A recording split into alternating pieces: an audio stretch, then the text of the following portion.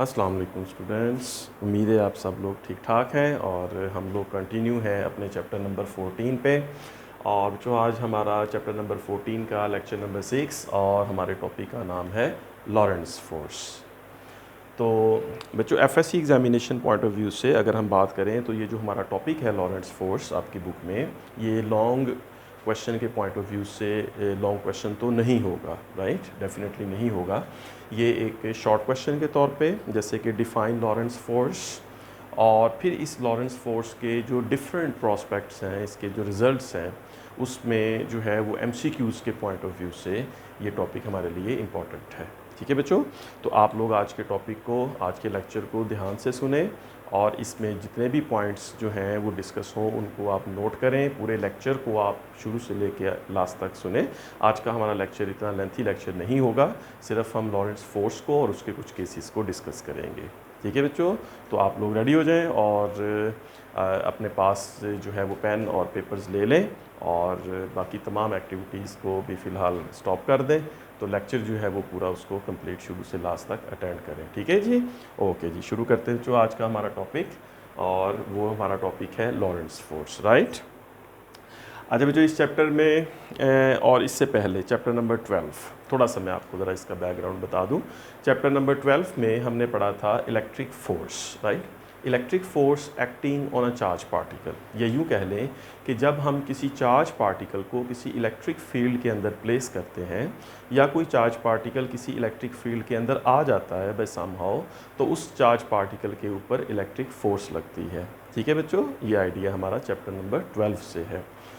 Chapter number 14 जो हमने शुरू किया हुआ है, इस चैप्टर में हमने ये चीज़ देखी है लास्ट टॉपिक में भी, जो हमारा लास्ट टॉपिक था force on a moving charge in a uniform magnetic field. उम्मीद है आपने वो लेक्चर देख लिया होगा। तो उसमें जो हमने ये बात सीखी थी कि जब किसी चार्ज पार्टिकल को किसी मैग्नेटिक फील्ड के अंदर भेज दिया जाता है, या कोई चार्ज पार्टिकल किसी मैग्नेटिक फील्ड के अंदर जाता है, या कोई चार्ज पार्टिकल किसी मैग्नेटिक फील्ड के अंदर मूव करता है, और वो इस तरह मूव करता है कि वो उस मैग्नेटिक फील्ड के परपेंडिकुलर डायरेक्शन में एंटर होता है और मूव करता है, तो फिर उस चार्ज पार्टिकल के ऊपर एक फोर्स लगती है, right. That force is called magnetic force, right. अब अगर इस तरह की सिचुएशन पैदा हो जाए कहीं पर कि इलेक्ट्रिक फील्ड भी मौजूद हो वहाँ पर और मैग्नेटिक फील्ड भी मौजूद हो, और चार्ज पार्टिकल की जो मोशन है वो उन दोनों फील्ड्स में से हो, तो इसका मतलब है कि उस चार्ज पार्टिकल के ऊपर इलेक्ट्रिक फोर्स भी एक्ट करेगी और उस चार्ज पार्टिकल के ऊपर मैग्नेटिक फोर्स भी एक्ट करेगी। तो उस चार्ज पार्टिकल के ऊपर जो रिजल्टेंट फोर्स होगी that will be the sum of electric and magnetic forces.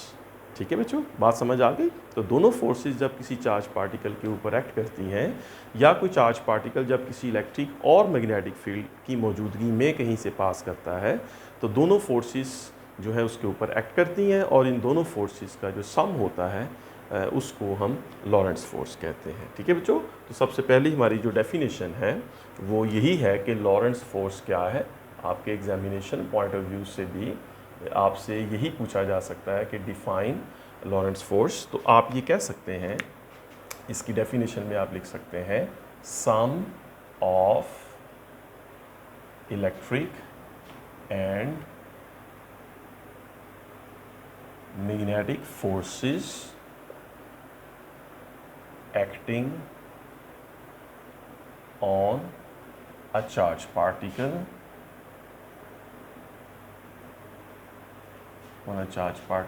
is known as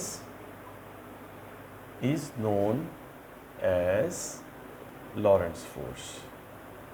ठीक है बच्चों, ये एक साइंटिस्ट थे लॉरेंट्ज़, उनके नाम पर जो है इसका नाम रखा गया है।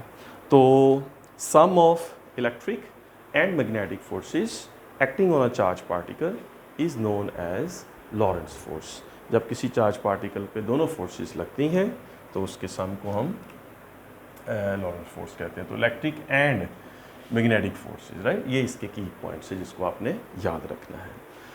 अच्छा बच्चों, अब मैं आपके सामने पहले मैं डिस्कस करता हूँ एक चार्ज पार्टिकल की इलेक्ट्रिक फील्ड के अंदर मोशन, फिर मैं आपसे डिस्कस करता हूँ एक चार्ज पार्टिकल की मैग्नेटिक फील्ड के अंदर मोशन, और फिर दोनों को कंबाइन करते हैं। ठीक है, अब हमारी जो डिस्कशन है वो इस तरह से हम कंटिन्यू करते हैं, राइट। तो डिस्कशन हमारी इस पे इस तरह से कंटिन्यू होगी। तो पहला पॉइंट ये है पॉइंट 1 या केस 1, और वो ये है पॉइंट 1, उसकी हेडिंग अगर मैं बनाऊं तो वो ये है motion of a charge particle in a uniform electric field. अगर हम किसी चार्ज पार्टिकल को किसी इलेक्ट्रिक फील्ड में मूव कराते हैं, फर्स्ट करें बच्चों कि हमारे पास एक इलेक्ट्रिक फील्ड है, और आपको पता है इलेक्ट्रिक फील्ड किस तरह से क्रिएट होता है, ड्यू टू चार्जेस। तो मैं अज्यूम करता हूँ कि ये दो प्लेट्स हैं, जिन प्लेट्स के इनर साइड के ऊपर चार्ज है। एक प्लेट के ऊपर पॉजिटिव चार्ज है और दूसरी प्लेट के ऊपर नेगेटिव चार्ज है। तो इस तरह से हमारे पास दो प्लेट्स हैं, दोनों प्लेट्स के ऊपर जो सरफेस चार्ज डेंसिटी है यानी चार्ज पर यूनिट एरिया वो सेम है, ठीक है। दोनों प्लेट्स की जो सरफेस चार्ज डेंसिटी है वो सेम है। इसका मतलब है कि इस प्लेट के किसी भी जगह पे किसी भी पॉइंट पर कोई चार्ज की जो क्वांटिटी है वो ज़्यादा या किसी और पॉइंट के ऊपर कम नहीं है, बल्कि इस प्लेट के तमाम पॉइंट्स के ऊपर जो चार्ज की क्वांटिटी है वो सेम है। इसी तरह इस प्लेट के भी तमाम पॉइंट्स के ऊपर चार्ज की क्वांटिटी सेम है। अब जो ये जो सिचुएशन बन जाती है, तो इस सिचुएशन में दोनों प्लेट्स के दरमियान हमें पता है एक फील्ड बन गया, और उस फील्ड का नाम है इलेक्ट्रिक फील्ड, राइट। अच्छा, अब अगर हम किसी चार्ज पार्टिकल को इस इलेक्ट्रिक फील्ड के अंदर छोड़ते हैं, फ़र्ज़ कीजिए कि ये एक चार्ज पार्टिकल है प्लस क्यू, राइट। तो इस प्लस क्यू चार्ज को जब हम इस फील्ड में छोड़ेंगे तो इस चार्ज के ऊपर इस फील्ड की डायरेक्शन में एक फोर्स लगेगी। That force will B electric force, a vector quantity in the direction of electric field. अब हमें पता है, राइट, वी नो कि ये जो इलेक्ट्रिक फील्ड फोर्स होती है FE, that is equals to E times Q, right. ये हमने पढ़ा था चैप्टर नंबर 12 में, electric force acting on a charge particle in a uniform electric field. अब जो इस फोर्स की वजह से ये जो चार्ज पार्टिकल है प्लस Q, ये मूव होना शुरू हो जाएगा इस प्लेट A से इस प्लेट B की तरफ, पॉजिटिव चार्ज प्लेट से नेगेटिव चार्ज प्लेट की तरफ। तो मूव करना शुरू हुआ। अब जब ये मूव करना शुरू हुआ तो इस चार्ज पार्टिकल के अंदर एक्सेलरेशन प्रोड्यूस होगा, राइट। क्योंकि जब हमने ये चार्ज पार्टिकल यहाँ पे रखा था तो जो इसकी इनिशियल वेलोसिटी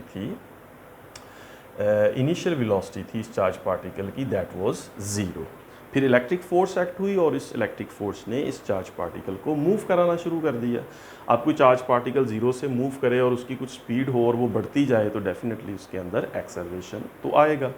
तो अगर इस न्यूटन सेकेंड लॉ से ये जो FE है इसको मैं लिख सकता हूँ, that is equals to MA, F इक्वल्स MA। तो acceleration will be in the direction of force, that is equals to E times Q।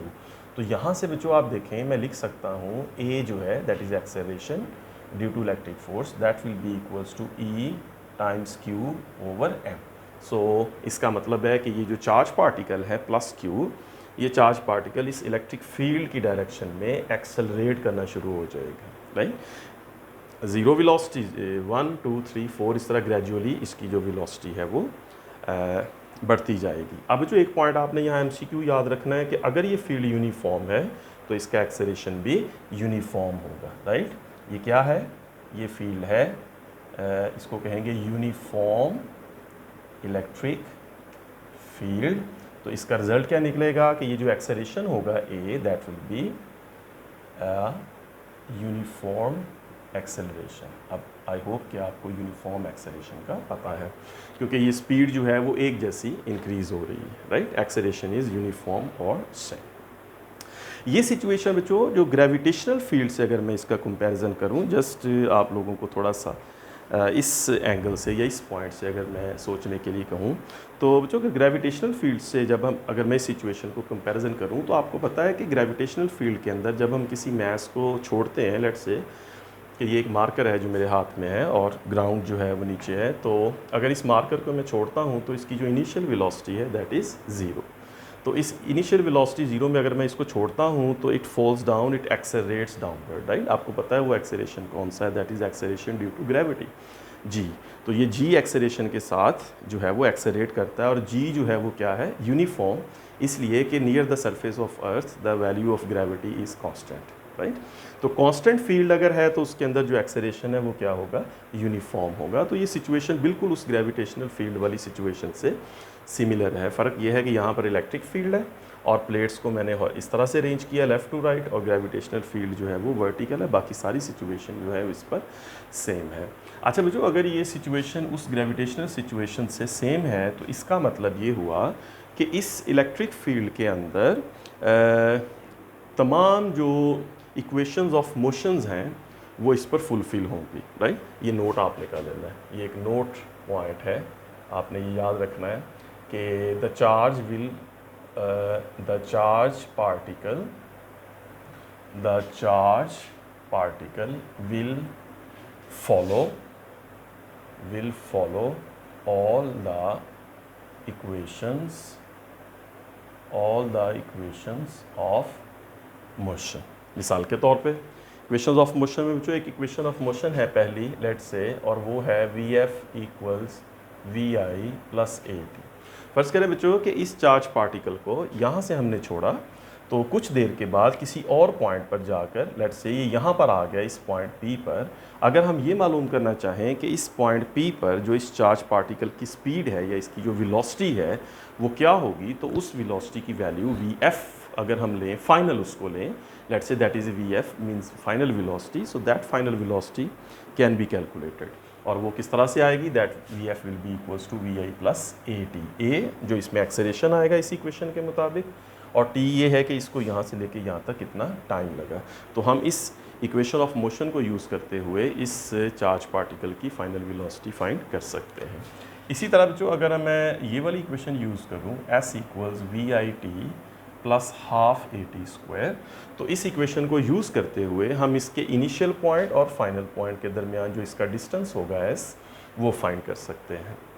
तो इस इक्वेशन में जो VI है that is it's initial velocity, in this case 0 है ये, क्योंकि रेस्ट से ये चार्ज चला है, और फिर उसके बाद हाफ AT स्क्वायर में A इसका एक्सेलरेशन होगा, यूनिफॉर्म एक्सेलरेशन जो इस इक्वेशन से फाइंड होगा, और T इसका टाइम होगा जो यहाँ से लेके यहाँ तक होगा। ठीक है बच्चों, तो S equals VIT plus half AT square. इस तरह हम चाहें तो ये थर्ड इक्वेशन जो है 2AS equals VF square minus VI square, इसको यूज़ करके S या VF या VI किसी भी एक वेरिएबल की वैल्यू फाइंड कर सकते हैं, और बाकी सारे वेरिएबल्स अगर हमें पता है। तो मतलब बच्चों ये है कि जो एक यूनिफॉर्म इलेक्ट्रिक फील्ड है वो बिल्कुल सिमिलर है इसी तरह से जैसे एक यूनिफॉर्म ग्रेविटेशनल फील्ड है।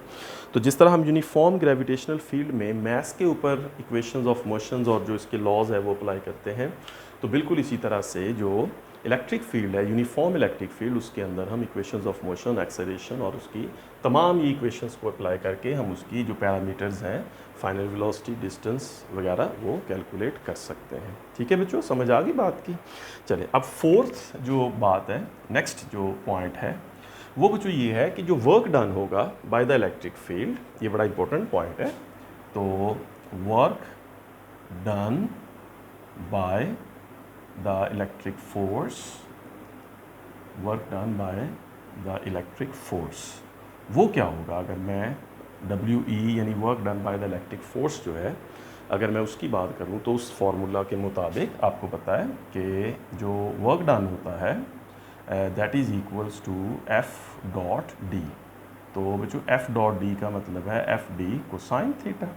अब यहाँ पे अगर आप देखें बच्चों, तो चार्ज पार्टिकल की जो मोशन है that is from left to right, it means कि जो FE है वो इस तरफ लग रही है, और जो डिस्प्लेसमेंट है वो भी इसी डायरेक्शन में लग रहा है, जा रहा है चार्ज पार्टिकल। तो F और D अगर दोनों एक ही डायरेक्शन में हों तो इसका मतलब है कि दोनों के दरमियान जो थीटा है वो 0 है। लिहाजा बच्चों जो वर्क होगा that will be FD of cosine 0। So electric work done by electric force will be equals to FD। तो यहाँ पर F जो है that is FE actually electric force, और इलेक्ट्रिक फोर्स की वैल्यू जो है वो EQ है। तो ये जो आप याद रखिएगा कि work done by electric force on the charge particle equals E times Q times D, ये एज ए MCQ आपने याद रखना है, ये पॉइंट आ सकता है कि work done, calculate work done by electric force in a uniform electric field. ठीक है बच्चों, तो इलेक्ट्रिक फील्ड के अंदर एक चार्ज पार्टिकल के ऊपर फोर्स लगती है विच इज़ इलेक्ट्रिक फोर्स, और ये कुछ उस फोर्स के कुछ पैरामीटर्स हैं। तो उस फोर्स से एक्सेलरेशन, उससे वेलोसिटी, डिस्टेंस वगैरह हम कैलकुलेट कर सकते हैं, वर्क डन भी कैलकुलेट कर सकते हैं। ठीक है, इतनी बात समझ आ गई आप लोगों को। चलें अगली हेडिंग बनाते हैं, पार्ट 2 या केस 2। वो बच्चों ये है कि motion of charge particle, motion of charge particle in a uniform magnetic field। ठीक है बच्चों, अब अगर हम ये देखते हैं कि जब कोई चार्ज पार्टिकल किसी यूनिफॉर्म मैग्नेटिक फील्ड में मूव करता है तो उस सिचुएशन में क्या होता है। ठीक है, तो यहाँ पे आ जाते हैं और इसको यहाँ पे डिस्कस करते हैं। ये बच्चों अगर आप लोगों ने लेक्चर नंबर 5 नहीं देखा अभी तक, तो आप लोग इस पूरे जो मैंने हेडिंग लिखी है motion of charge particle in a uniform magnetic field, तो ये पूरा टॉपिक है हमारा जो लेक्चर नंबर 5 में मैंने डिस्कस किया है। ये पूरा लेक्चर रिकॉर्डेड है, आप इस लेक्चर को, इस टॉपिक को अच्छी तरह से डिटेल में समझ सकते हैं। यहाँ पर तो मैं उसका शॉर्ट व्यू ही दूंगा। तो motion of a charge particle in a uniform magnetic field, first करें बच्चों कि ये हमारे पास एक मैग्नेटिक फील्ड है जिसको मैं क्रॉस लगाकर रिप्रेजेंट कर रहा हूँ। क्रॉस का मतलब ये है कि मैं इस मैग्नेटिक फील्ड की जो डायरेक्शन है वो जो डायरेक्शन ले रहा हूँ इनटू द प्लेन। इसका मतलब ये है कि किसी जगह एक मैग्नेटिक फील्ड मौजूद है और इस मैग्नेटिक फील्ड की जो डायरेक्शन है that direction is into the plane. यहाँ कहीं नॉर्थ है और पीछे साउथ है, तो इस तरह से जो है वो मैग्नेटिक फील्ड की जो डायरेक्शन है वो जो बनती है नॉर्थ टू साउथ। तो इसलिए ये प्ले जो मैग्नेटिक फील्ड बनेगा ये बनेगा इनटू द प्लेन। अब जो इस मैग्नेटिक फील्ड की जो वैल्यू है ये यूनिफॉर्म है। ठीक है ना, ये एक यूनिफॉर्म मैग्नेटिक फील्ड है। अब अगर किसी चार्ज पार्टिकल को इस मैग्नेटिक फील्ड के अंदर प्रोजेक्ट किया जाए तो क्या होगा, या अगर कोई चार्ज पार्टिकल इस मैग्नेटिक फील्ड के अंदर मूव करे तो क्या होगा। इसमें जो दो बातें आपने याद रखनी है कि अगर तो वो चार्ज पार्टिकल पैरेलल है, इफ़ चार्ज पार्टिकल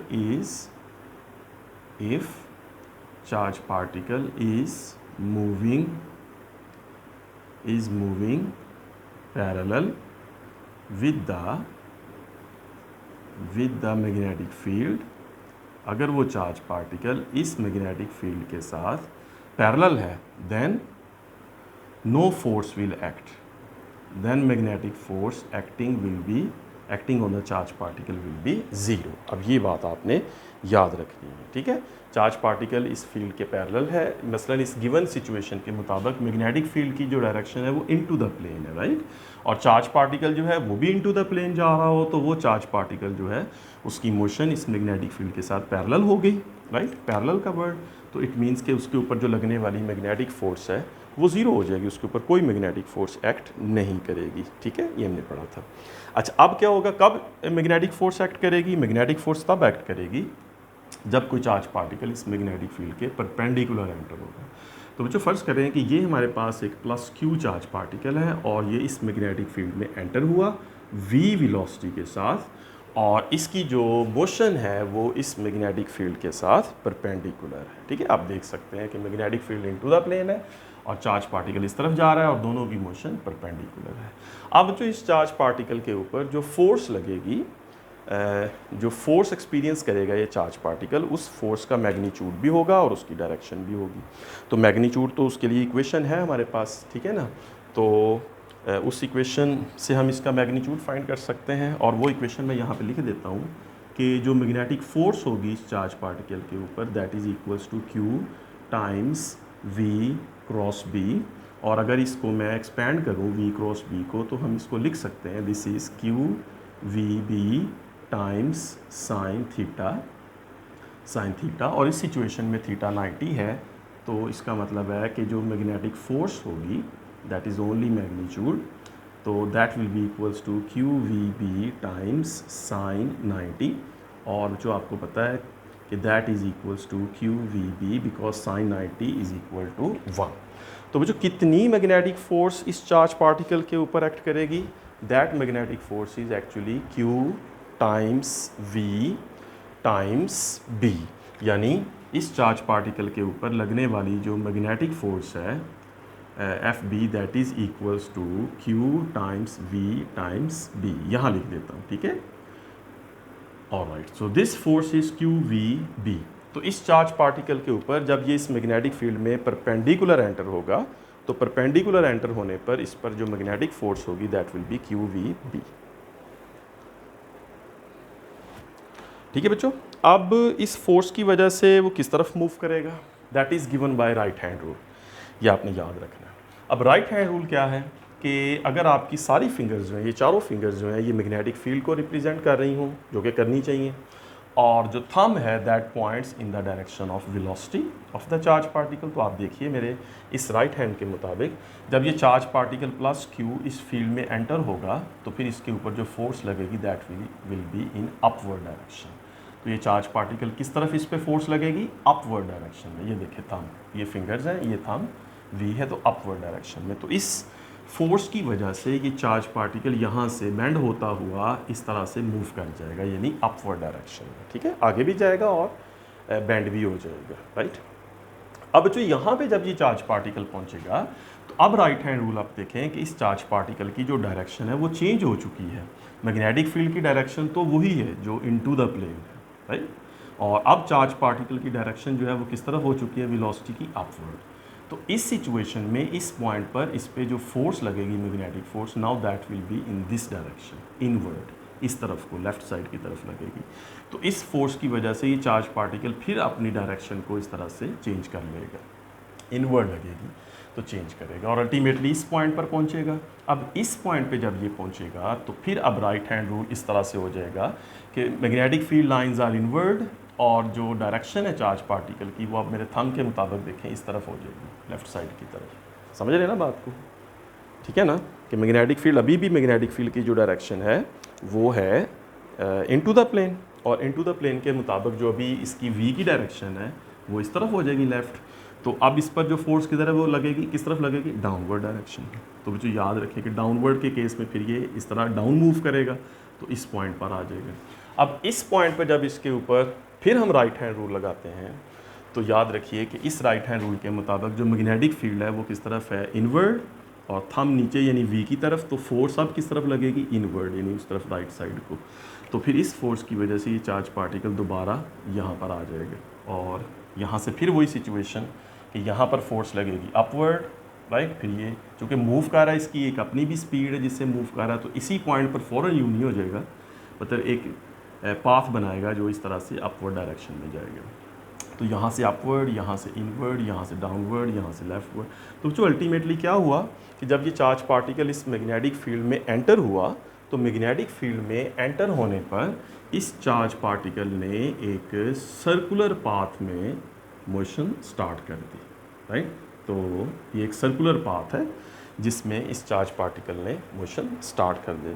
ठीक होगी, समझ गए बात को? तो जब मैग्नेटिक फोर्स एक्ट हुई चार्ज पार्टिकल के ऊपर, तो उस मैग्नेटिक फोर्स के एक्ट करने की वजह से ये चार्ज पार्टिकल एक सर्कुलर पाथ में मूव होना शुरू हो गया। ठीक है,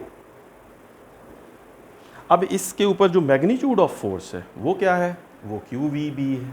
ठीक है, और जो डायरेक्शन है वो आपके सामने है कि ये सर्कुलर पाथ बनाएगा। ठीक है, अब हम यहाँ पे आते हैं और यहाँ पे इसको नेक्स्ट डिस्कशन कंटिन्यू करते हैं। अब जो आप देखें कि अब अगर इसकी मैं वही बात करूँ कि क्या इसका कोई इस चार्ज पार्टिकल के ऊपर फोर्स कितनी लग रही है। चले, पहली बात ये है कि इस चार्ज पार्टिकल के ऊपर फोर्स कितनी लग रही है, magnetic force, that is Q V B, और ये फोर्स जो है वो क्या है? दैट इज़ कांस्टेंट, क्योंकि इसकी जो स्पीड है वो कांस्टेंट है। दूसरा पॉइंट भी यहीं से निकल आया कि जो इसकी स्पीड होगी, राइट, जो इस चार्ज पार्टिकल की स्पीड होगी v, that will be equals to constant. इसकी जो स्पीड है वो चेंज नहीं होगी, स्पीड वही रहेगी जिससे ये खुद आया, और मैग्नेटिक फोर्स ने जस्ट इसको बेंड किया तो ये सर्कुलर पाथ में मूव होना शुरू हो गया। याद रखें, इस मैग्नेटिक फोर्स ने इसके अंदर कोई एक्सेलरेशन प्रोड्यूस नहीं किया। अगर एक्सेलरेशन होता तो फिर ये सर्कुलर पाथ भी ना होता। तो बच्चों इसकी स्पीड जो है वो कांस्टेंट है, जिसका मतलब है कि जो एक्सेलरेशन होगा इसके अंदर, acceleration must be zero. The change, there is no change in speed, it means there is no change in acceleration, right? वो जो acceleration होगा that will be only due to change in direction, right? ये भी एक point note कर लें, that is separate discussion. Only due to change in direction. ये मैं इस सेंस में कह रहा हूँ कि velocity जो है that will remains, स्पीड जो है दैट विल रिमेन्स कांस्टेंट। अगर मैं ये कहूँ नंबर 3 पॉइंट कि जो इसकी वेलोसिटी है वो मैं कहूँगा कि velocity is changing, right, and that is only because of change in direction, right, that is only because of change in direction, right, इस सेंस में। तो उस सेंस में फिर इसका एक्सेलरेशन होगा, that is centripetal acceleration towards the centre of the circle, ठीक है। स्पीड इसकी सेम रहेगी, स्पीड इसकी चेंज नहीं होगी, यानी कि इस फार्मूले में क्यू वी बी में जो वी है इसकी स्पीड वो चेंज नहीं होगी। तो इसका मतलब मैग्नेटिक फोर्स इस पे एक्ट करेगी। अच्छा, जो आखिरी पॉइंट इसमें जो है वो वर्क डन, अगर हम देखें work done by magnetic force, तो जो वर्क डन जो है ना डब्ल्यू बी इस केस में वो देखते हैं, क्योंकि मैंने आपको इलेक्ट्रिक फोर्स का भी वर्क डन बताया था।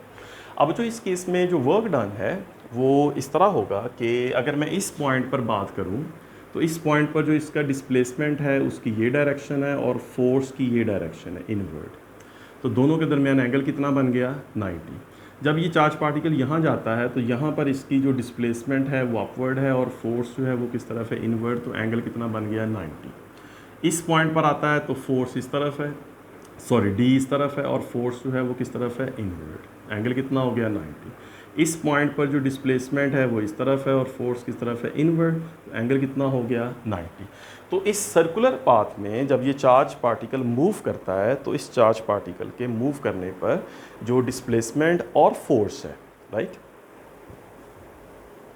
उनके दरमियान एंगल्स जो हैं वो क्या है 90। तो इसका मतलब ये हुआ कि अगर हम वर्क डन फाइंड करें W B which is equals to F B dot D, दोनों का डॉट करें तो F B D times cos theta, F का मैग्नीट्यूड है Q V B D B होगा, लेकिन थीटा जो है यहाँ पे वो बच्चों 90 है, तो आपको पता है कॉस 90 किसके इक्वल होगा 0 के। तो इसका मतलब है कि जो वर्क डन होगा by the magnetic force that will be equals to 0। ये बड़ा ही इम्पोर्टेंट पॉइंट है कि मैग्नेटिक फोर्स का जो वर्क होता है that is 0, there is no work done by the magnetic force. ठीक है बच्चों, ये हमारी डिस्कशन हुई। इलेक्ट्रिक फील्ड अलहदा से डिस्कस हुआ और मैग्नेटिक फील्ड अलहदा से डिस्कस हुआ। उम्मीद है आपको समझ आ गई। ऑलराइट, अब बच्चों ये चीज़ देखें कि अब मैंने आपसे शुरू में क्या कहा था, definition, right, what is definition of Lorentz force. तो मैंने आपसे शुरू में कहा कि लॉरेंट्ज फोर्स जो है that is actually sum of electric and magnetic forces. तो अगर इसको मैं दोबारा डेफिनेशन पे आऊँ और इसको मैं मैथमेटिकली लिखूँ, तो मैथमेटिकली अगर मैं लिखूँ तो लॉरेंट्ज फोर्स जो है दैट इज़ एफ एल और ये इक्वल है F E plus F B, right, sum of electric and magnetic forces. अब जो यहाँ पर जो इलेक्ट्रिक फोर्स है that is equals to E times Q plus magnetic force is Q times V cross B.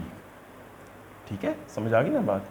अब यहाँ से अगर मैं क्यू कॉमन ले लूँ तो that is F L is equal to Q और हमारे पास आ जाएगा E plus V cross B. ये एक जनरल एक्सप्रेशन बन गया कि जो लॉरेंट्ज फोर्स होगी which is the sum of electric and magnetic forces, उसको हम उस लॉरेंट्ज फोर्स को हम इस तरह से लिख सकते हैं। ठीक है बच्चों, बात समझ आ गई आपकी।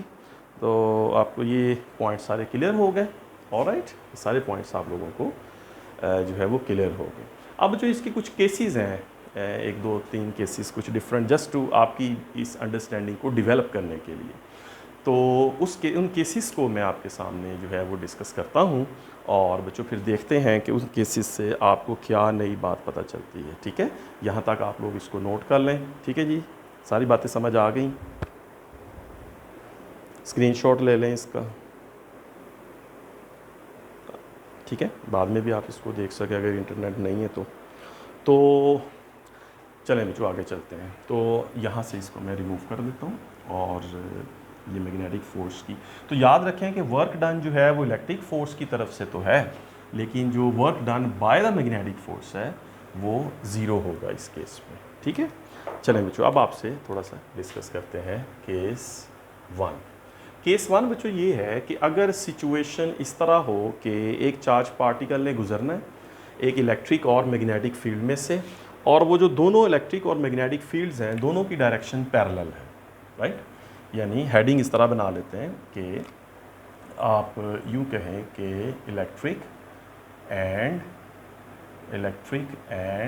मैग्नेटिक फोर्सेस, या फोर्सेस कह लें या फील्ड्स कह लें, right. Electric and magnetic forces are parallel, right. दोनों जो है वो पैरेलल हैं, राइट। अच्छा बच्चों, अब सिचुएशन इस तरह है कि लेट्स से कि इलेक्ट्रिक फील्ड जो है वो इस तरह से है, राइट।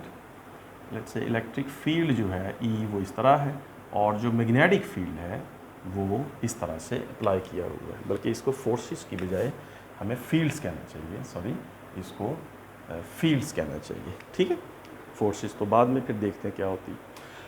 अब इलेक्ट्रिक और मैग्नेटिक फील्ड्स इस तरह से अप्लाई हैं, और यहाँ पे बच्चों एक चार्ज पार्टिकल है प्लस क्यू, इस चार्ज पार्टिकल ने आना है, मूव करना है इन दोनों फील्ड्स में से, और सिचुएशन आपके सामने है कि इस तरह हुआ है कि एक इलेक्ट्रिक फील्ड है वो इस तरफ को है, यानी इस तरफ पॉजिटिव इस तरफ नेगेटिव प्लेट है, मैग्नेटिक फील्ड इस तरफ है, इस तरफ नॉर्थ साउथ है, तो इस तरफ जो है वो बना हुआ है।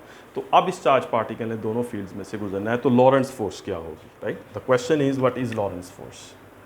सो the question is what is Lorentz force in this situation, FL क्या होगी। जैसा कि आपको बताया कि Lorentz force is the sum of electric and magnetic। अब जो देखिए इस सिचुएशन में जो इलेक्ट्रिक फील्ड है उसकी तरफ से जो इलेक्ट्रिक फोर्स होगी that will be equals to EQ, क्योंकि चार्ज पार्टिकल इलेक्ट्रिक फील्ड की डायरेक्शन में मूव कर रहा है। अभी मैंने आपसे डिस्कस किया कि अगर इलेक्ट्रिक फील्ड की डायरेक्शन है, इलेक्ट्रिक फील्ड यूनिफॉर्म है, तो उस तरफ को मूव करेगा इलेक्ट्रिक फील्ड, और उसमें जो एक्सेलरेशन आएगा, या उसका सिर्फ मैग्नीट्यूड लिखूं तो that will be equals to EQ over M, ये उसका एक्सेलरेशन बनेगा, इन चार्ज पार्टिकल एक्सेलरेट करेगा। और जो मैग्नेटिक फोर्स होगी FB that will be equals to formula तो उसका वो होता है QVB, तो लेकिन ये जो QVB है electric magnetic force that will be equals to zero. क्यों भला ज़ीरो? वो इस सेंस में ज़ीरो क्योंकि उस चार्ज पार्टिकल की जो डायरेक्शन है वो इसके साथ साइन थीटा भी लिखूँ तो थीटा यहाँ पे क्या हो गया ज़ीरो। सो QVB साइन ज़ीरो, और आपको पता है जो साइन ज़ीरो है वो किसके इक्वल होता है ज़ीरो। तो लिहाजा इस केस में जो रिजल्टेंट लॉरेंट्स फोर्स बनी दोनों की FE plus FB that is equals to EQ plus zero, तो वो जो लॉरेंट्स फोर्स बनी FL that is equals to EQ only. तो इस केस में कि जब इलेक्ट्रिक और मैग्नेटिक फील्ड्स दोनों एक दूसरे के पैरेलल हों और चार्ज पार्टिकल ने उस डायरेक्शन में मूव करना हो कि वो पैरेलल हैं, तो उस केस में जो इलेक्ट्रिक फोर्स होगी या लॉरेंट्स फोर्स होगी that will be FL equals to EQ। ठीक होगी बात बच्चों। अब इस पे एक बात आप याद रखिए, ये बहुत ज़्यादा केसेस बन सकते हैं। इलेक्ट्रिक और मैग्नेटिक फील्ड्स को तो हम बहुत ज़्यादा केसेस फॉर्म्स में अरेंज कर सकते हैं, लेकिन जस्ट आपको एक आइडिया देने के लिए मैंने एक दो केसेस जो है आपसे डिस्कस करने हैं। ठीक है बच्चों, तो FL is equal to EQ in this case. ठीक है, अच्छा जी।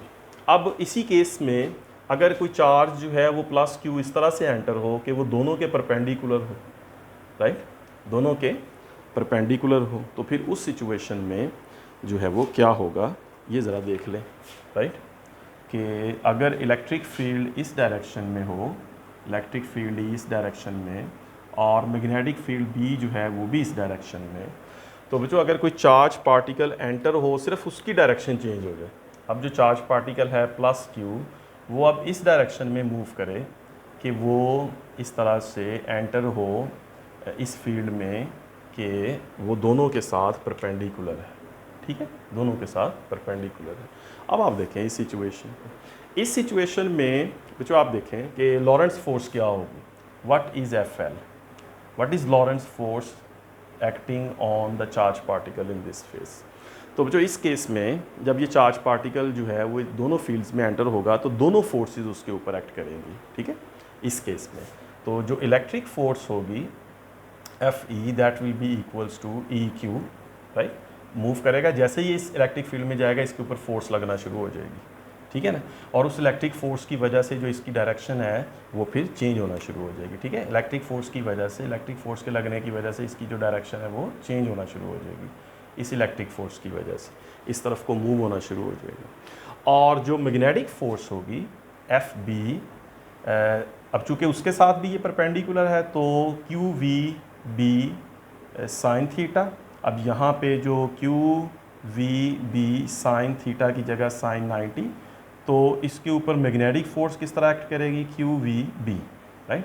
तो इलेक्ट्रिक फोर्स कितनी होगी ई क्यू, मैग्नेटिक फोर्स कितनी होगी क्यू वी बी, तो लॉरेंट्ज फोर्स क्या बनेगी, so the magnitude of Lorentz force will be equals to E Q plus Q V B, या अगर यहाँ से हम क्यू कॉमन ले लें तो हमारे पास बचेगा ई प्लस वी बी, इस तरह से हम इसको लिख सकते हैं, ठीक है बच्चों, समझ आ गई ना बात की। तो इस केस में जब चार्ज पार्टिकल एंटर होगा इस मैग्नेटिक फील्ड के अंदर तो उसके ऊपर दोनों फोर्सेस एक्ट करेंगी, दोनों ही फोर्सेस लगेंगी, दोनों कंडीशंस फुलफिल हैं। अब इस केस में जो चार्ज पार्टिकल का पाथ होगा, राइट, वो आप देख लें कि वो जो पाथ होगा वो किस तरह से बनेगा।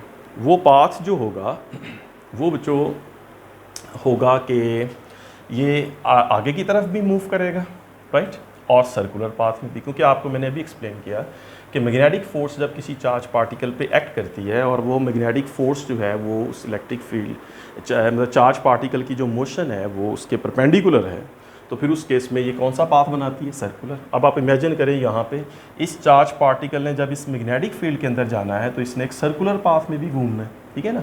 आप देखें कि मैग्नेटिक फोर्स किस तरफ लगेगी, मेरे फिंगर्स देखें, मैग्नेटिक फोर्स बी इस तरफ है और चार्ज पार्टिकल की मोशन किस तरफ है, अपवर्ड।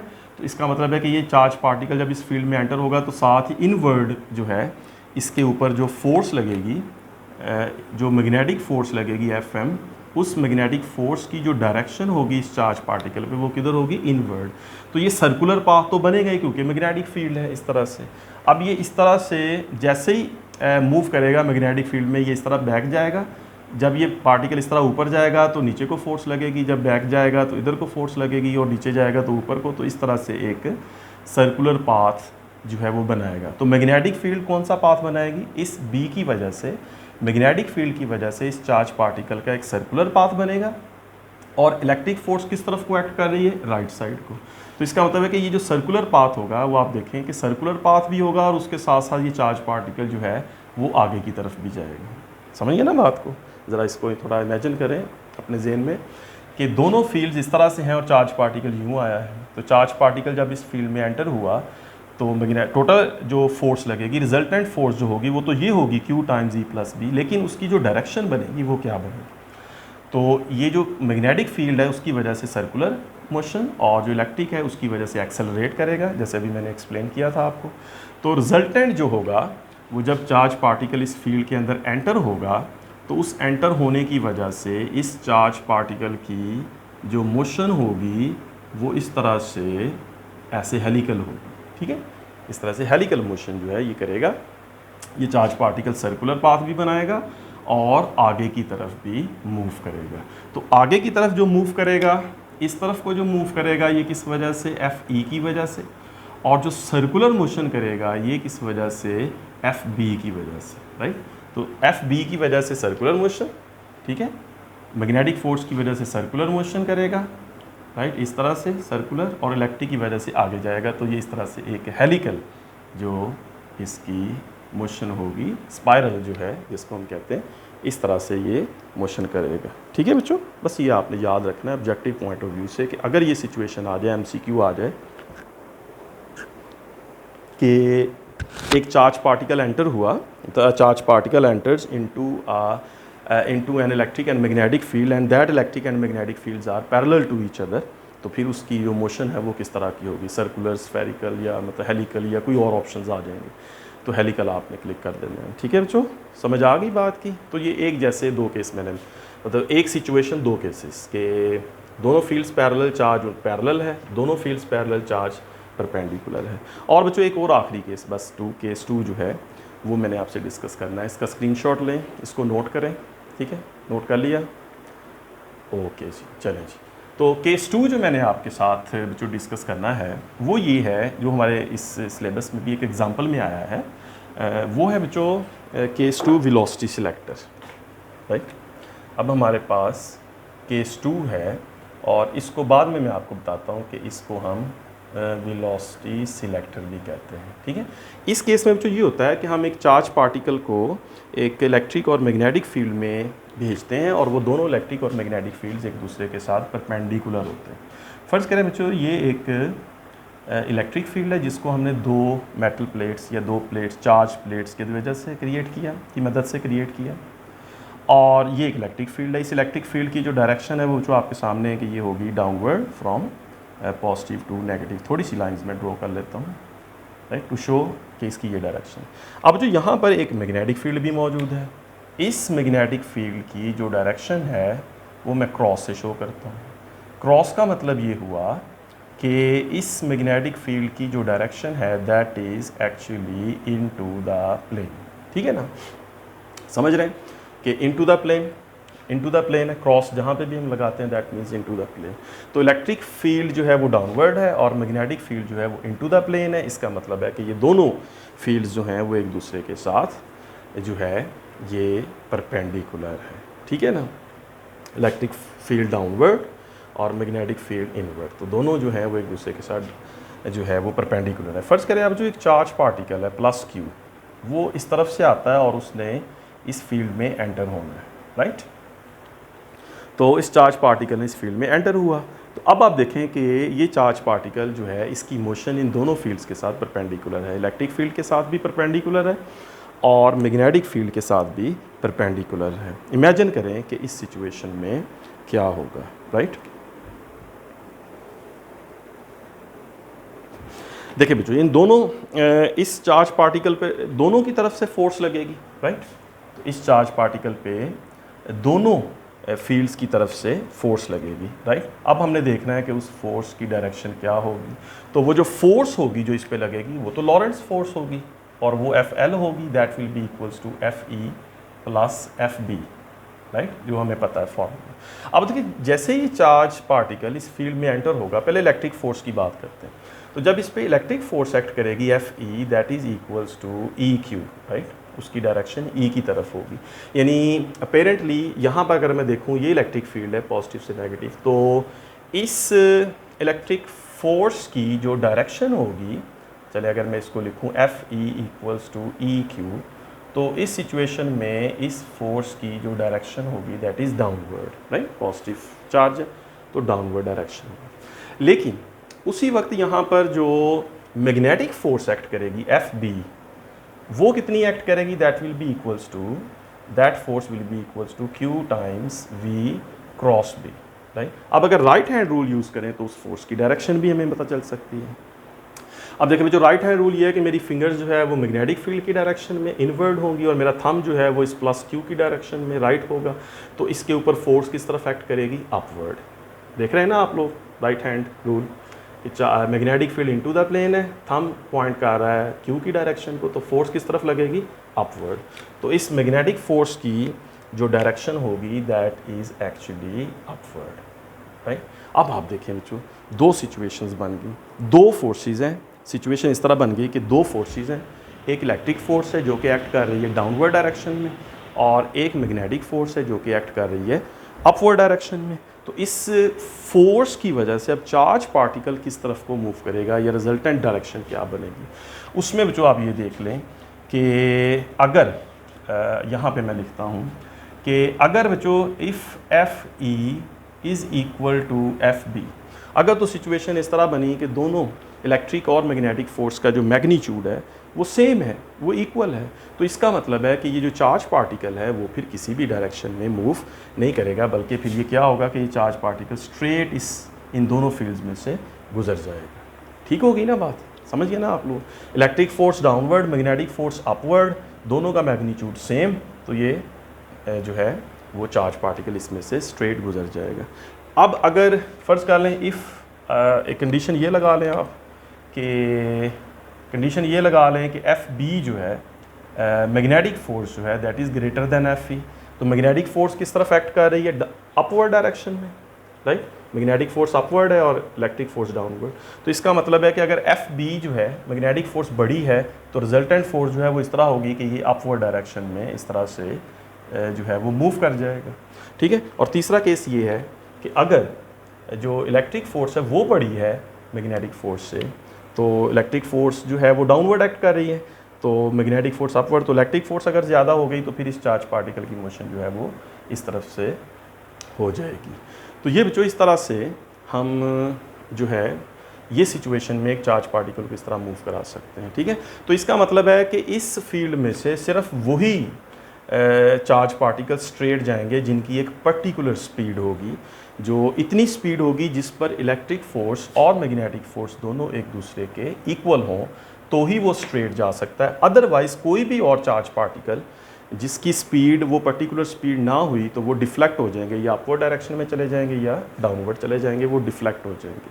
तो एक पर्टिकुलर वेलोसिटी जो है वो यहाँ पर सिलेक्ट हो गई, राइट। एक पर्टिकुलर वेलोसिटी होगी जिस पर ये चार्ज पार्टिकल जाएंगे और यहाँ पे जो है वो मतलब कलेक्ट हो जाएंगे। समझ आ गई ना बच्चों। अगर फ़र्ज़ करें हमारे पास एक ग्रुप ऑफ पार्टिकल्स हैं, काफ़ी पार्टिकल्स हैं, और उन पार्टिकल्स को हम इस तरह की इस सिचुएशन में से गुजारते हैं, तो उन पार्टिकल्स में से सिर्फ वो पर्टिकुलर चार्ज पार्टिकल्स ही यहाँ पे कलेक्ट होंगे। लेट्स से कि ये कलेक्टर है किसी तरह का एक कलेक्टर है, तो इस कलेक्टर में वही चार्ज पार्टिकल कलेक्ट होंगे जिनकी एक पर्टिकुलर जो है वो स्पीड या एक पर्टिकुलर वेलोसिटी है। अदरवाइज़ अगर वो वेलोसिटी नहीं है तो इलेक्ट्रिक या मैग्नेटिक फोर्स एक दूसरे के इक्वल मतलब कोई एक ज़्यादा हो जाएगी, इक्वल नहीं रहेंगी, तो फिर उस वजह से या तो डाउनवर्ड या अपवर्ड वो चार्ज पार्टिकल डिफ्लेक्ट कर जाएगा, ठीक है। तो we can select only particular charge particles. तो इस वजह से हम इसको वेलोसिटी सिलेक्टर कहते हैं। इसकी एक दो एग्जांपल्स हैं हमारे जो है वो कोर्स में। तो उसमें फिर ये है कि इसको मैं इस तरह से लिखता हूँ कि अगर ये सिचुएशन है कि दोनों फोर्सेस जो हैं वो इक्वल हैं, F E is equal to F B, तो बच्चों इसको फिर हम इस तरह लिख सकते हैं कि F E is equal to F B का मतलब है कि ई क्यू और क्यू वी बी, ठीक है ना। तो दोनों फोर्सेस का मैग्नीट्यूड सेम है, मैग्नीट्यूड लिखा मैंने। तो यहाँ पे जो क्यू है वो आप देख सकते हैं कि दोनों तरफ से कैंसिल हो जाएगा। तो फिर यहाँ पे जो ई है now that is equals to V B, तो यहाँ से अगर मैं v फाइंड करूँ तो that is equals to e over b। तो सिर्फ ये जो v होगी ये वो वेलोसिटी होगी जो इन दोनों फील्ड्स की स्ट्रेंथ की रेशो के इक्वल होगी। जो e और b की रेशो होगी उसकी जो रेशो है दैट इज़ v। आपने इलेक्ट्रिक फील्ड प्रोवाइड किया, आपने मैग्नेटिक फील्ड प्रोवाइड किया, दोनों की स्ट्रेंथ्स की रेशो निकाल लें तो आपको v पता चल जाएगा। अब अगर इस v वाले चार्ज पार्टिकल्स जो है, ऐसे चार्ज पार्टिकल जिनकी ये स्पीड होगी v होगी, वो चार्ज पार्टिकल अनडिफ्लेक्टेड जो है, ये टर्म मैं कह रहा हूँ वर्ड अनडिफ्लेक्टेड, यानी इस तरफ को डिफ्लेक्ट नहीं होंगे और स्ट्रेट जो है वो चले जाएंगे और कलेक्ट हो जाएंगे। तो ये जो इक्वेशन है v equals e over b, ये जो आप जहाँ भी देखें लिखा हुआ तो ये वेलोसिटी सिलेक्टर की इक्वेशन है। ये हमारी एग्जांपल और प्रॉब्लम में एक जगह पर हम इसको यूज़ करेंगे, ठीक है बच्चों। तो यहाँ पे मैं इसको कंक्लूड करता हूँ अपने आज के लेक्चर को। तो जो FSC के स्टूडेंट्स हैं, आप लोगों ने बच्चों इसको जो है वो एज ए लॉन्ग क्वेश्चन नहीं लेना, आपने इस लेक्चर को अच्छा सा समझना है।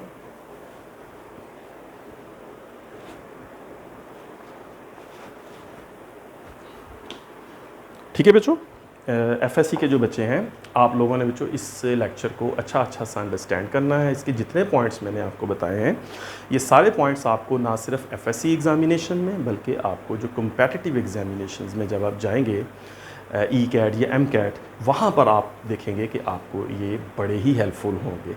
एफएससी में जस्ट आप इसकी डेफिनेशन लॉरेंट्ज़ फोर्स क्या होती है उसको समझ लें और उसका फार्मूला याद रख लें, और उसमें फ़र्स्ट केस इलेक्ट्रिक फील्ड के अंदर जो चार्ज की मूवमेंट है उसका एक्सेलरेशन और यूनिफॉर्म एक्सेलरेशन होता है और उस पर इक्वेशंस ऑफ मोशन लग सकती हैं, और उसका वर्क डन क्या होता है EQD। इस तरह मैग्नेटिक फोर्स जो है उसका मैग्नीट्यूड क्या होगा और किस सिचुएशन में ज़ीरो होगा कब ये, और फिर कितना वर्क होगा मैग्नेटिक फोर्स का यानी ज़ीरो, वो याद रख लें। और ये छोटे छोटे पॉइंट्स जो है ये जस्ट आपकी अंडरस्टैंडिंग के लिए। ठीक है बच्चों, आई होप कि आपको इस लेक्चर की अच्छी समझ आ गई और आप लोग इस लेक्चर को अच्छा जो है वो प्रिपेयर करें, और फिर अगर कोई क्वेश्चन हो आपके माइंड में तो वो उसको आप कमेंट्स में ज़रूर लिखें। ठीक है जी बच्चों, ओके, अपना ख्याल रखें, इसको अच्छा सा पढ़ते रहें। टेक केयर, अल्लाह हाफिज़।